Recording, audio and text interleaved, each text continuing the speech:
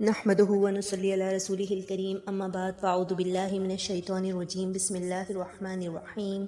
رب اشرح لي صدري ويسر لي امري واحلل عقدة من لساني يفقهوا قولي۔ السلام علیکم ورحمۃ اللہ وبرکاتہ۔ آج ہم سورہ ملک کی آیت نمبر 11 پڑھیں گے۔ فَاعْتَرَفُوا تو پس وہ اعتراف کر لیں گے، بِذَنبِهِمْ اپنے گناہوں کے ساتھ، فَسُحْقًا پس لعنت ہے، لی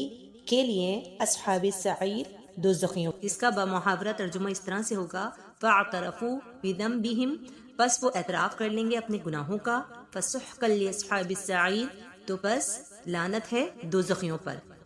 ہم نے پچھلی آیتوں میں پڑھا تھا کہ دوزخ کے داروغہ اور دوزخیوں کا آپس میں ایک مکالمہ چل رہا تھا۔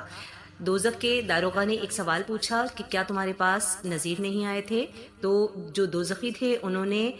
نہ صرف یہ جواب دیا کہ ان کے پاس پے در پہ نذیر بھی آتے رہے، بلکہ انہوں نے یہ بھی کہا کہ ہم نے ان کے ساتھ کیا رویہ اختیار کیا، کس طریقے سے انہوں نے مس بیہیو کیا، اور یہ بھی انہوں نے کہا کہ ہم نے ان کی بات کو سنا نہیں اور ہم نے اس کو سمجھا نہیں، یعنی کہ انہوں نے جو بھی اپنی تعلیمات ہمارے سامنے پیش کی تو نہ انہوں نے تعلیمات کو سنا اور نہ ہی سمجھا، بلکہ یہ کہا کہ ان کے نزدیک وہ جو تعلیمات لے کر کے آئے ہیں وہ ساری جھوٹی ہے اور اللہ کی طرف سے ایسا کچھ نازل نہیں کیا گیا۔ اب یہاں پر ان کو اعتراف کرنے کا کہا نہیں گیا، لیکن اب وہ اپنے گناہوں کا خود سے اعتراف کریں۔ تو انسان جو ہے جب اس کے سامنے اس طرح کے سوالات آتے ہیں یا ایسی سچویشن آتی ہے جس کے اندر انہیں اپنے جرائم کا خود ہی اعتراف کرنا پڑے، تو وہ دو ہی صورتوں میں کرتے ہیں۔ ایک تو صورت یہ ہوتی ہے کہ وہ بات کھلنے سے پہلے یا دوسرے بندے کے فرد جرم عائد کرنے سے پہلے ہی اعتراف کر لیتے ہیں اپنے گناہوں کا، تاکہ فرد جرم یا تو کم ہو جائے یا پھر جو ہے وہ ان کی جو ملامت ہے، ان کی جو ندامت ہے وہ کم ہو جائے۔ اس کے علاوہ اعتراف انہوں نے اس لیے بھی کیا کیونکہ انہیں یہ اس بات کا احساس ہوا کہ چونکہ ہم نے جو بھی ہمارے پاس رسالت لے کر کے آئے تھے، تعلیمات لے کر کے آئے تھے، وہ تمام کی تمام باتیں جب انہوں نے یہ دیکھ لیا کہ وہ جو کچھ لے کر ہمارے پاس آئے تھے وہ تمام کی تمام باتیں سچ تھیں، اس میں کچھ بھی جھوٹ نہیں تھا، تو اب انہیں اس بات کا احساس ہو رہا تھا یا احساس ہوا اس بات کا کہ انہوں نے جو بھی ان کے ساتھ رویہ رکھا تو وہ بالکل غلط تھا، اور وہ خود غلط تھے، نہ صرف ان کی غلطی ان کے اوپر آیا ہو گئی۔ اور اب چونکہ عمل کا وقت گزر گیا اور اب رزلٹ کا وقت ہے یا پھر نتائج کا وقت ہے، اور اب آ کر کے وہ اگر اعتراف کر رہے ہیں تو یہ اعتراف کسی کام کا نہیں ہے۔ جس طریقے سے فرعون کو جب وہ غرق ہونے لگا تو اس نے کہا کہ میں اللہ پہ ایمان لے کر آتا ہوں، یعنی کہ میں موسیٰ کے رب پر ایمان لے کر کے آتا ہوں، لیکن اس وقت کا ایمان لانا اس کو کسی بھی قسم کا فائدہ نہیں دیا، کیونکہ اس نے جب عذاب کو دیکھ لیا اور اللہ تعالیٰ کی سزا کو دیکھ لیا تو تب وہ ایمان لے کر کے آیا، جبکہ اس سے پہلے اتنے معجزات، اتنی نشانیاں دکھائی گئیں لیکن وہ ایمان نہیں لے کر کے آیا۔ تو اس کا مطلب یہ ہوا کہ ایسا وقت کہ جہاں پہ آپ کو نتیجہ ملنے لگا ہو وہاں پہ آپ اس بات کا اعتراف کریں کہ آپ نے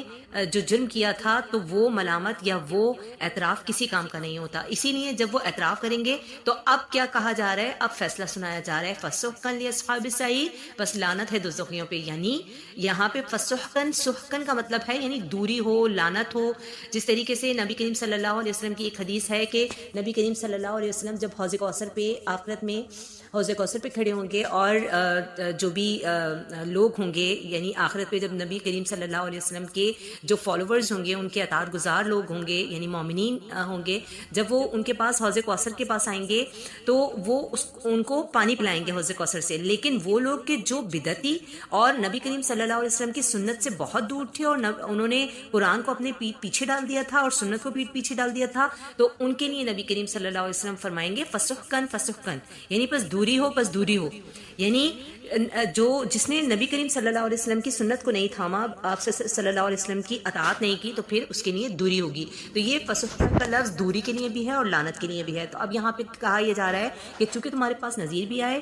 لیکن تم نے جانتے بوجھتے ان کی بات کو سنا نہیں، سمجھا نہیں، لیکن آج تمہارا یہ اعتراف کرنا کسی کام نہیں آئے گا، کیونکہ اعتراف کرنے کا وقت یا عمل کرنے کا وقت اب گزر چکا ہے، اب تو نتیجے کا وقت ہے، اب تم مر چکے ہو، مر کر اس دوزخ میں آ چکے ہو، حساب کتاب تمہارا ہو چکا ہے، تو اب تمہارے لیے دوبارہ اس زندگی میں جانا یا عمل کی طرف آنا بالکل ممکن نہیں ہے۔ تو اب اس وقت اعتراف کرو، ملامت کرو، یا اپنے گناہوں کو یاد کرو، یا پھر پہلے سے پہلے ہی، پوچھنے سے پہلے ہی اپنے تمام گناہوں کو اعتراف کر کے اپنی ملامت کا اظہار کرو تو اب کوئی فائدہ نہیں ہے، کیونکہ جو لوگ دوزخ کے لیے سلیکٹ کر لیے گئے یا دوزخ میں جانے کا جن کے لیے فیصلہ کر دیا گیا، تو اب ان کے لیے لعنت ہے اور ان کے لیے دوری ہے۔